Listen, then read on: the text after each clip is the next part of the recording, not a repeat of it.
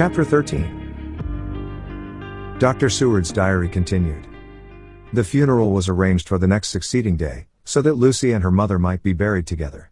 I attended to all the ghastly formalities, and the urbane undertaker proved that his staff were afflicted or blessed with something of his own obsequious suavity. Even the woman who performed the last offices for the dead remarked to me, in a confidential, rather professional way, when she had come out from the death chamber. "She makes a very beautiful corpse, sir. It's quite a privilege to attend on her. It's not too much to say that she will do credit to our establishment." I noticed that Van Helsing never kept far away. This was possible from the disordered state of things in the household. There were no relatives at hand, and as Arthur had to be back the next day to attend at his father's funeral, we were unable to notify anyone who should have been bidden. Under the circumstances, Van Helsing and I took it upon ourselves to examine papers, etc. He insisted upon looking over Lucy's papers himself. I asked him why, for I feared that he, being a foreigner, might not be quite aware of English legal requirements, and so might in ignorance make some unnecessary trouble. He answered me. I know. You forget that I am a lawyer as well as a doctor. But this is not altogether for the law. You knew that, when you avoided the coroner. I have more than him to avoid. There may be papers more such as this." As he spoke he took from his pocketbook the memorandum which had been in Lucy's breast, and which she had torn in her sleep. "When you find anything of the solicitor who is for the late Mrs. Westenra, seal all her papers, and write him tonight. For me, I watch here in the room and in Miss Lucy's old room all night, and I myself search for what may be. It is not well that her very thoughts go into the hands of strangers." I went on with my part of the work, and in another half hour had found the name and address of Mrs. Westenra's solicitor and had written to him. All the poor lady's papers were in order, explicit directions regarding the place of burial were given. I had hardly sealed the letter when, to my surprise, Van Helsing walked into the room, saying, "Can I help you, friend John? I am free, and if I may, my services to you." "Have you got what you looked for?" I asked, to which he replied, "I did not look for any specific thing. I only hoped to find, and find I have, all that there was only some letters and a few memoranda, and a diary new begun. But I have them here, and we shall for the present say nothing of them. I shall see that poor lad tomorrow evening, and, with his sanction, I shall use some." When we had finished the work in hand, he said to me, "And now, friend John, I think we made a bed. We want sleep, both you and I, and rest to recuperate. Tomorrow we shall have much to do, but for the tonight there is no need of us. Alas!" Before turning in we went to look at poor Lucy. The undertaker had certainly done his work well, for the room was turned into a small chapelle ardente. There was a wilderness of beautiful white flowers, and death was made as little repulsive as might be. The end of the winding sheet was laid over the face. When the professor bent over and turned it gently back, we both started at the beauty before us, the tall wax candles showing a sufficient light to note it well. All Lucy's loveliness had come back to her in death, and the hours that had passed, instead of leaving traces of decay's effacing fingers, had but restored the beauty of life, till positively I could not believe my eyes that I was looking at a corpse. The professor looked sternly grave. He had not loved her as I had, and there was no need for tears in his eyes. He said to me, "Remain till I return," and left the room. He came back with a handful of wild garlic from the box waiting in the hall, but which had not been opened, and placed the flowers amongst the others on and around the bed. Then he took from his neck, inside his collar, a little gold crucifix, and placed it over the mouth. He restored the sheet to its place, and we came away. I was undressing in my own room, when, with a premonitory tap at the door, he entered, and at once began to speak. "Tomorrow I want you to bring me, before night, a set of post-mortem knives." "Must we make an autopsy?" I asked. "Yes and no. I want to operate, but not as you think. Let me tell you now, but not a word to another. I want to cut off her head and take out her heart." "Ah! You a surgeon, and so shocked. You, whom I have seen with no tremble of hand or heart, do operations of life and death that make the rest shudder. Oh, but I must not forget, my dear friend John, that you loved her, and I have not forgotten it, for it is I that shall operate, and you must only help. I would like to do it tonight, but for Arthur I must not. He will be free after his father's funeral tomorrow, and he will want to see her to see it. Then, when she is coffin ready for the next day, you and I shall come when all sleep. We shall unscrew the coffin lid, and shall do our operation, and then replace all, so that none know, save we alone. But why do it at all? The girl is dead. Why mutilate her poor body without need? And if there is no necessity for a post-mortem and nothing to gain by it, no good to her, to us, to science, to human knowledge, why do it? Without such it is monstrous. For answer he put his hand on my shoulder, and said, with infinite tenderness, "Friend John, I pity your poor bleeding heart, and I love you the more because it does so bleed. If I could, I would take on myself the burden that you do bear. But there are things that you know not, but that you shall know, and bless me for knowing, though they are not pleasant things. John, my child, you have been my friend now many years, and yet did you ever know me to do any without good cause? I may err, I am but man, but I believe in all I do. Was it not for these causes that you sent for me when the great trouble came? Yes. Were you not amazed, nay horrified, when I would not let Arthur kiss his love though she was dying, and snatched him away by all my strength? Yes. And yet you saw how she thanked me, with her so beautiful dying eyes, her voice, too, so weak, and she kissed my rough old hand and blessed me. Yes. And did you not hear me swear promise to her, that so she closed her eyes grateful? Yes. Well, I have good reason now for all I want to do. You have for many years trust me, you have believed me weeks past, when there be things so strange that you might have well doubt. Believe me yet a little, friend John? If you trust me not, then I must tell what I think, and that is not perhaps well. And if I work as work I shall, no matter trust or no trust without my friend trust in me, I work with heavy heart and feel, oh, so lonely when I want all help and courage that may be. He paused a moment and went on solemnly, Friend John, there are strange and terrible days before us. Let us not be two, but one, that so we work to a good end. Will you not have faith in me? I took his hand, and promised him. I held my door open as he went away, and watched him go into his room and close the door. As I stood without moving, I saw one of the maids pass silently along the passage. She had her back towards me, so did not see me, and go into the room where Lucy lay. The sight touched me. Devotion is so rare, and we are so grateful to those who show it unasked to those we love. Here was a poor girl putting aside the terrors which she naturally had of death to go watch alone by the bier of the mistress whom she loved, so that the poor clay might not be lonely till lay to eternal rest. I must have slept long and soundly, for it was broad daylight when Van Helsing waked me by coming into my room. He came over to my bedside and said, "You need not trouble about the knives, we shall not do it." "Why not?" I asked. For his solemnity of the night before had greatly impressed me. "Because," he said sternly, "it is too late or too early. See. Here he held up the little golden crucifix. This was stolen in the night." "How stolen?" I asked in wonder, "since you have it now?" "Because I get it back from the worthless wretch who stole it, from the woman who robbed the dead and the living. Her punishment will surely come, but not through me. She knew not altogether what she did, and thus unknowing, she only stole. Now we must wait." He went away on the word, leaving me with a new mystery to think of, a new puzzle to grapple with. The forenoon was a dreary time, but at noon the solicitor came, Mr. Marquand, of Holman, Sons, Marquand, and Litterdale. He was very genial and very appreciative of what we had done, and took off our hands all cares as to details. During lunch he told us that Mrs. Westenra had for some time expected sudden death from her heart, and had put her affairs in absolute order. He informed us that, with the exception of a certain entailed property of Lucy's father's which now, in default of direct issue, went back to a distant branch of the family, the whole estate, real and personal, was left absolutely to Arthur Holmwood. When he had told us so much he went on. Frankly, we did our best to prevent such a testamentary disposition, and pointed out certain contingencies that might leave her daughter either penniless or not so free as she should be to act regarding a matrimonial alliance. Indeed, we pressed the matter so far that we almost came into collision, for she asked us if we were or were not prepared to carry out her wishes. Of course, we had then no alternative but to accept. We were right in principle, and 99 times out of 100 we should have proved, by the logic of events, the accuracy of our judgment.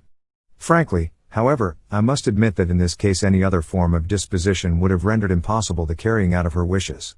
For by her predeceasing her daughter the latter would have come into possession of the property, and, even had she only survived her mother by 5 minutes, her property would, in case there were no will, and a will was a practical impossibility in such a case, have been treated at her decease as under intestacy. In which case Lord Godalming, though so dear a friend, would have had no claim in the world, and the inheritors, being remote, would not be likely to abandon their just rights, for sentimental reasons regarding an entire stranger. I assure you, my dear sirs, I am rejoiced at the result, perfectly rejoiced. He was a good fellow, but his rejoicing at the one little part in which he was officially interested of so great a tragedy, was an object lesson in the limitations of sympathetic understanding. He did not remain long, but said he would look in later in the day and see Lord Godalming. His coming, however, had been a certain comfort to us, since it assured us that we should not have to dread hostile criticism as to any of our acts. Arthur was expected at 5 o'clock, so a little before that time we visited the death chamber. It was so in very truth, for now both mother and daughter lay in it. The undertaker, true to his craft, had made the best display he could of his goods, and there was a mortuary air about the place that lowered our spirits at once. Van Helsing ordered the former arrangement to be adhered to, explaining that, as Lord Godalming was coming very soon, it would be less harrowing to his feelings to see all that was left of his fiancée quite alone. The undertaker seemed shocked at his own stupidity and exerted himself to restore things to the condition in which we left them the night before, so that when Arthur came such shocks to his feelings as we could avoid were saved. Poor fellow! He looked desperately sad and broken, even his stalwart manhood seemed to have shrunk somewhat under the strain of his much-tried emotions. He had, I knew, been very genuinely and devotedly attached to his father, and to lose him, and at such a time, was a bitter blow to him. With me he was warm as ever, and to Van Helsing he was sweetly courteous, but I could not help seeing that there was some constraint with him. The professor noticed it, too, and motioned me to bring him upstairs. I did so, and left him at the door of the room, as I felt he would like to be quite alone with her, but he took my arm and led me in, saying huskily, "You loved her too, old fellow, she told me all about it, and there was no friend had a closer place in her heart than you. I don't know how to thank you for all you have done for her. I can't think yet." Here he suddenly broke down, and threw his arms round my shoulders and laid his head on my breast, crying, "Oh, Jack! Jack! What shall I do? The whole of life seems gone for me all at once, and there is nothing in the wide world for me to live for." I comforted him as well as I could. In such cases men do not need much expression. A grip of the hand, the tightening of an arm over the shoulder, a sob in unison, are expressions of sympathy dear to a man's heart. I stood still and silent till his sobs died away, and then I said softly to him, "Come and look at her." Together we moved over to the bed, and I lifted the lawn from her face. God! How beautiful she was! Every hour seemed to be enhancing her loveliness. It frightened and amazed me somewhat, and as for Arthur, he fell a trembling, and finally was shaken with doubt as with an ague. At last, after a long pause, he said to me in a faint whisper, "Jack, is she really dead?" I assured him sadly that it was so, and went on to suggest, for I felt that such a horrible doubt should not have life for a moment longer than I could help, that it often happened that after death faces became softened and even resolved into their youthful beauty, that this was especially so when death had been preceded by any acute or prolonged suffering. It seemed to quite do away with any doubt, and, after kneeling beside the couch for a while and looking at her lovingly and long, he turned aside. I told him that that must be goodbye, as the coffin had to be prepared, so he went back and took her dead hand in his and kissed it, and bent over and kissed her forehead. He came away, fondly looking back over his shoulder at her as he came.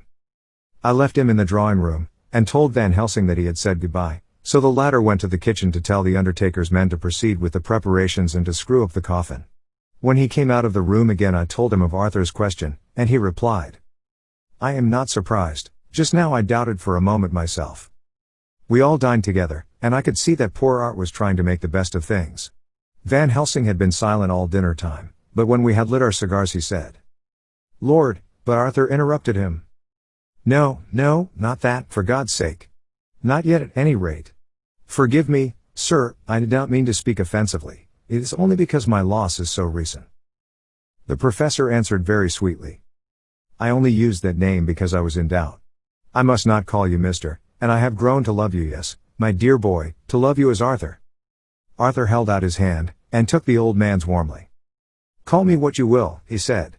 "I hope I may always have the title of a friend. And let me say that I am at a loss for words to thank you for your goodness to my poor dear." He paused a moment, and went on, "I know that she understood your goodness even better than I do, and if I was rude or in any way wanting at that time you acted so you remember." The professor nodded. "You must forgive me." He answered with a grave kindness, "I know it was hard for you to quite trust me then, for to trust such violence needs to understand, and I take it that you do not, that you cannot trust me now, for you do not yet understand. And there may be more times when I shall want you to trust when you cannot and may not and must not yet understand. But the time will come when your trust shall be whole and complete in me, and when you shall understand as though the sunlight himself shone through. Then you shall bless me from first to last for your own sake, and for the sake of others and for her dear sake to whom I swore to protect." "And, indeed, sir," said Arthur warmly, "I shall in all ways trust you. I know and believe you have a very noble heart, and you are Jack's friend, and you are hers. You shall do what you like." The professor cleared his throat a couple of times, as though about to speak, and finally said, "May I ask you something now?" "Certainly." "You know that Mrs. Westenra left you all her property?" "No, poor dear, I never thought of it." "And as it is all yours, you have a right to deal with it as you will. I want you to give me permission to read all Miss Lucy's papers and letters. Believe me, it is no idle curiosity. I have a motive of which, be sure, she would have approved. I have them all here. I took them before we knew that all was yours, so that no strange hand might touch them, no strange eye look through words into her soul. I shall keep them, if I may, even you may not see them yet, but I shall keep them safe. No word shall be lost, and in the good time I shall give them back to you. It's a hard thing I ask, but you will do it, will you not, for Lucy's sake?" Arthur spoke out heartily, like his old self. "Dr. Van Helsing, you may do what you will. I feel that in saying this I am doing what my dear one would have approved. I shall not trouble you with questions till the time comes." The old professor stood up as he said solemnly, "And you are right. There will be pain for us all, but it will not be all pain, nor will this pain be the last. We and you too, you most of all, my dear boy, will have to pass through the bitter water before we reach the sweet, but we must be brave of heart and unselfish, and do our duty, and all will be well." I slept on a sofa in Arthur's room that night. Van Helsing did not go to bed at all. He went to and fro, as if patrolling the house, and was never out of sight of the room where Lucy lay in her coffin, strewn with the wild garlic flowers, which sent, through the odor of lily and rose, a heavy, overpowering smell into the night. Mina Harker's Journal. 22nd of September. In the train to Exeter. Jonathan sleeping. It seems only yesterday that the last entry was made, and yet how much between then, in Whitby and all the world before me, Jonathan away and no news of him, and now married to Jonathan, Jonathan a solicitor, a partner, rich, master of his business, Mr. Hawkins dead and buried, and Jonathan with another attack that may harm him. Some day he may ask me about it. Down it all goes. I am rusty in my shorthand, see what unexpected prosperity does for us, so it may be as well to freshen it up again with an exercise anyhow. The service was very simple and very solemn. There were only ourselves and the servants there, one or two old friends of his from Exeter, his London agent, and a gentleman representing Sir John Paxton, the president of the Incorporated Law Society. Jonathan and I stood hand in hand, and we felt that our best and dearest friend was gone from us. We came back to town quietly, taking a bus to Hyde Park Corner. Jonathan thought it would interest me to go into the Row for a while, so we sat down, but there were very few people there, and it was sad-looking and desolate to see so many empty chairs. It made us think of the empty chair at home, so we got up and walked down Piccadilly. Jonathan was holding me by the arm, the way he used to in old days before I went to school. I felt it very improper, for you can't go on for some years teaching etiquette and decorum to other girls without the pedantry of it biting into yourself a bit, but it was Jonathan, and he was my husband. And we didn't know anybody who saw us, and we didn't care if they did so, and we walked. I was looking at a very beautiful girl, in a big cartwheel hat, sitting in a Victoria outside Giuliano's, when I felt Jonathan clutch my arm so tight that he hurt me, and he said under his breath, "My God." I am always anxious about Jonathan, for I fear that some nervous fit may upset him again, so I turned to him quickly, and asked him what it was that disturbed him. He was very pale, and his eyes seemed bulging out as, half in terror and half in amazement, he gazed at a tall, thin man, with a beaky nose and black mustache and pointed beard, who was also observing the pretty girl. He was looking at her so hard that he did not see either of us, and so I had a good view of him. His face was not a good face, it was hard, and cruel, and sensual, and his big white teeth, that looked all the whiter because his lips were so red, were pointed like an animal's. Jonathan kept staring at him, till I was afraid he would notice. I feared he might take it ill, he looked so fierce and nasty.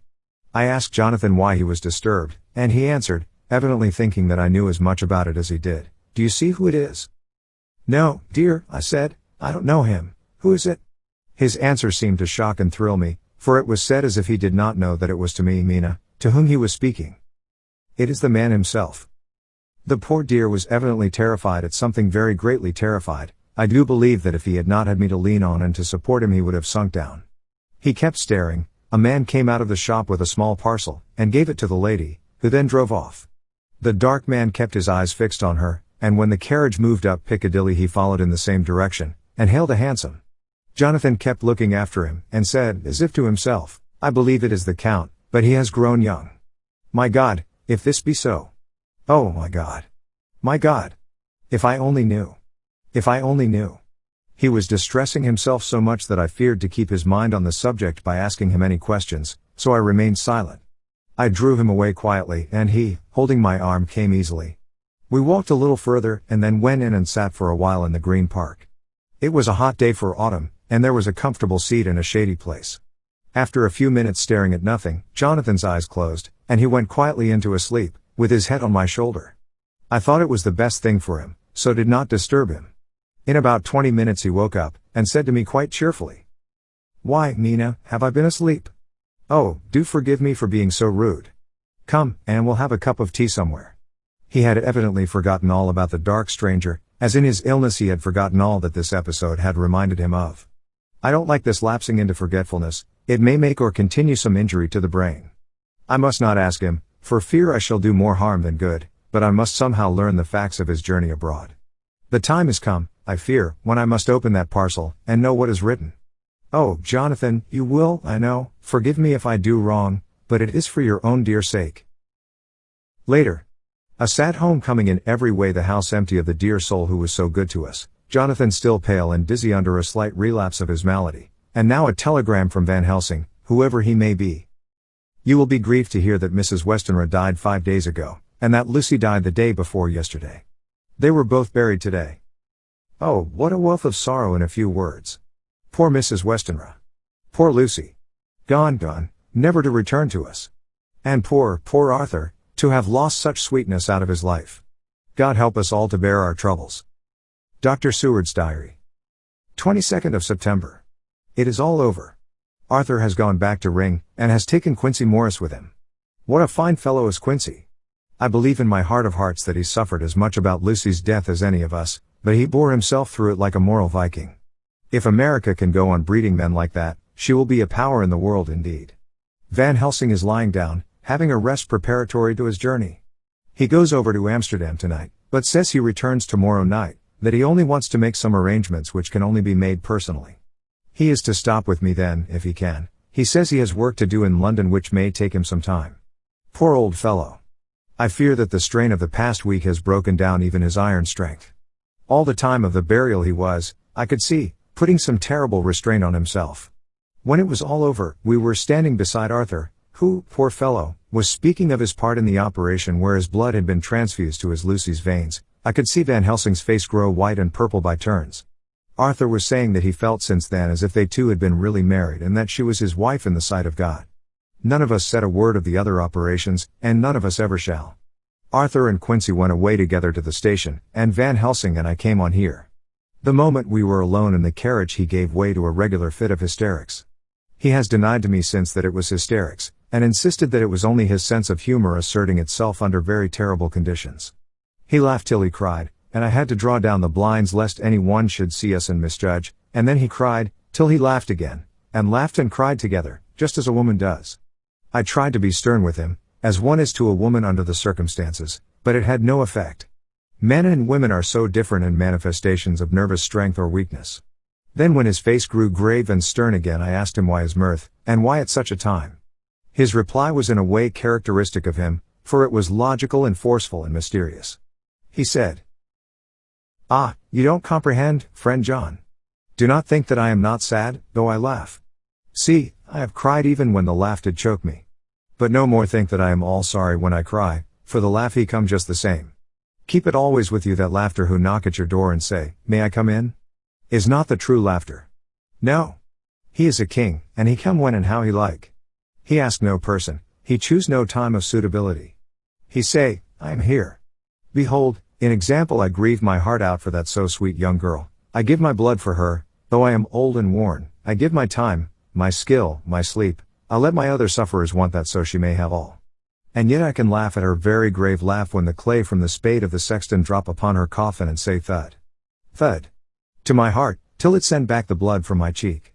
My heart bleed for that poor boy, that dear boy, so of the age of mine own boy had I been so blessed that he live, and with his hair and eyes the same. There, you know now why I love him so. And yet when he say things that touch my husband heart to the quick, and make my father heart yearn to him as to no other man not even to you, Friend John, for we are more level in experiences than father and son, yet even at such moment King Laffy come to me and shout and bellow in my ear, here I am. Here I am. Till the blood come dance back and bring some of the sunshine that he carry with him to my cheek. Oh, friend John, it is a strange world, a sad world, a world full of miseries, and woes, and troubles, and yet when King Laff come he make them all dance to the tune he play. Bleeding hearts, and dry bones of the churchyard, and tears that burn as they fall all dance together to the music that he make with that smileless mouth of him. And believe me, friend John, that he is good to come, and kind. Ah, we men and women are like ropes drawn tight with strain that pull us different ways. Then tears come, and, like the rain on the ropes, they brace us up, until perhaps the strain become too great, and we break. But King Laffy come like the sunshine, and he ease off the strain again, and we bear to go on with our labor, what it may be. I did not like to wound him by pretending not to see his idea, but, as I did not yet understand the cause of his laughter, I asked him. As he answered me his face grew stern, and he said in quite a different tone. Oh, it was the grim irony of it all, this so lovely lady garlanded with flowers, that looked so fair as life, till one by one we wondered if she were truly dead. She laid in that so fine marble house in that lonely churchyard, where rest so many of her kin, laid there with the mother who loved her, and whom she loved, and that sacred bell going toll. Toll! Toll! So sad and slow, and those holy men, with the white garments of the angel, pretending to read books, and yet all the time their eyes never on the page, and all of us with the bowed head. And all for what? She is dead, so. Is it not? Well, for the life of me, Professor, I said, I can't see anything to laugh at in all that. Why, your explanation makes it a harder puzzle than before. But even if the burial service was comic, what about poor Art and his trouble? Why, his heart was simply breaking. Just so. Said he not that the transfusion of his blood to her veins had made her truly his bride? Yes, and it was a sweet and comforting idea for him. Quite so. But there was a difficulty, friend John. If so that, then what about the others? Ho, ho. Then this so sweet maid is a polyandrist, and me, with my poor wife dead to me, but alive by church's law, though no wits, all gone even I, who am faithful husband to this now no wife, am bigamist. I don't see where the joke comes in there either. I said, and I did not feel particularly pleased with him for saying such things. He laid his hand on my arm and said, Friend John, forgive me if I pain. I showed not my feeling to others when it would wound, but only to you, my old friend, whom I can trust. If you could have looked into my very heart then when I want to laugh, if you could have done so when the laugh arrived, if you could do so now, when King Laff have pack up his crown, and all that is to him for he go far, far away from me, and for a long, long time maybe you would perhaps pity me the most of all. I was touched by the tenderness of his tone, and asked why. Because I know. And now we are all scattered, and for many a long day loneliness will sit over our roofs with brooding wings. Lucy lies in the tomb of her kin, a lordly death house in a lonely churchyard, away from teeming London, where the air is fresh and the sun rises over Hampstead Hill, and where wild flowers grow of their own accord. So I can finish this diary, and God only knows if I shall ever begin another. If I do, or if I even open this again, it will be to deal with different people and different themes, for here at the end, where the romance of my life is told, ere I go back to take up the thread of my life work, I say sadly and without hope. Finis. The Westminster Gazette, 25th of September. A Hampstead Mystery. The neighborhood of Hampstead is just at present exercised with a series of events which seem to run on lines parallel to those of what was known to the writers of headlines as the Kensington Horror, or the Stabbing Woman, or the Woman in Black. During the past 2 or 3 days several cases have occurred of young children straying from home or neglecting to return from their playing on the heath. In all these cases the children were too young to give any properly intelligible account of themselves, but the consensus of their excuses is that they had been with a bloofer lady. It has always been late in the evening when they have been missed, and on 2 occasions the children have not been found until early in the following morning. It is generally supposed in the neighborhood that, as the first child missed gave as his reason for being away that a bloofer lady had asked him to come for a walk, the others had picked up the phrase and used it as occasion served. This is the more natural as the favorite game of the little ones at present is luring each other away by wiles. A correspondent writes us that to see some of the tiny tots pretending to be the bloofer lady is supremely funny. Some of our caricaturists might, he says, take a lesson in the irony of grotesque by comparing the reality and the picture. It is only in accordance with general principles of human nature that the bloofer lady should be the popular role at these al fresco performances. Our correspondent naively says that even Ellen Terry could not be so winningly attractive as some of these grubby-faced little children pretend and even imagine themselves to be. There is, however, possibly a serious side to the question, for some of the children, indeed all who have been missed at night, have been slightly torn or wounded in the throat. The wounds seem such as might be made by a rat or a small dog, and although of not much importance individually, would tend to show that whatever animal inflicts them has a system or method of its own. The police of the division have been instructed to keep a sharp lookout for straying children, especially when very young, in and around Hampstead Heath, and for any stray dog which may be about.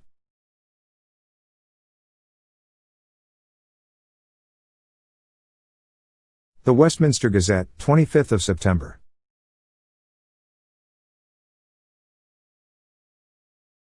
Extra Special. The Hampstead Horror.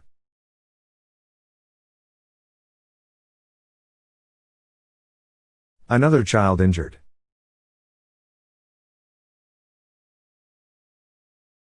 The Bloofer Lady.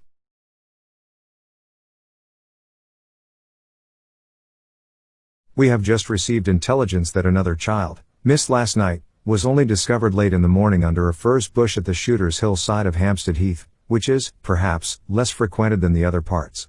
It has the same tiny wound in the throat as has been noticed in other cases. It was terribly weak, and looked quite emaciated. It too, when partially restored, had the common story to tell of being lured away by the Bloofer Lady.